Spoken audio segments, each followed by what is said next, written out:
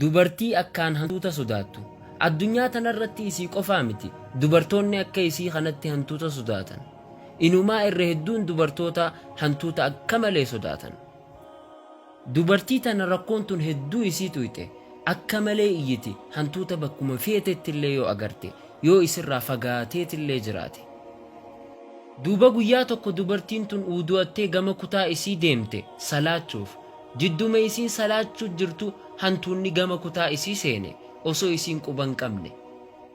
Jaarsi isii arke isii jeequu dhabuu murteesse sagalee ol kaasee akka isiin hin rifanneef ammoo hantuunni bitaaf mirga isiitiin daddeema kutaa san keessa. Garuu dubartiin tun salaata isii itti fufuurraa if duuba hin deebine nis hin sossoone nis hin iyyine hanga dhumaatti. Eega salaata isii fixattee moggaa isii laalte hantuuta agarte hoggasuma iyyeensatti qabde. Jaarsi isii ajaa'ibsiifatee isiin jee yeruma duraatirraahu maaliif hin iyyin isaan hin agarree hay. Hantuunni moggaa kee deemuu ture ani rakkoo hantuutaa wajjin qabdu fixatteen sehe. Akkana isaan jette lakkii ani hoggaan salaatu isaanumaa huquban qabu kanin arkun ture fuula kiyya duratti jannata mirga kiyyaan jahannam bita kiyyaan. Cufa qixa qara'uutii hundaan kanaf fakkaatu ture ka ibiddi daran narraa fagaatu.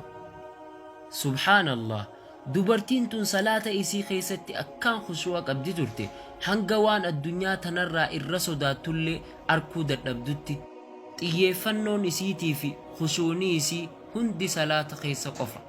Nuti yoo hoggaa salaannu akka isii kana ni taana moo nuti waan moggaa keenya godhamuu jiru hunda ni beeyna. Mooni yaanna waan fuula dura daleenu ammas abalu dhufee abalu kutee abalu sagalee ol fudhatee.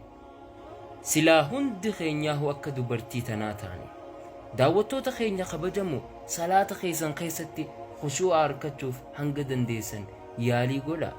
Hojii teetii fi akka bakki ati itti salaattu sammuu teessin heewasne yaalii godhi. Viidiyoo tanas akka sheer gootu sirraa kajeella. Jazaaka.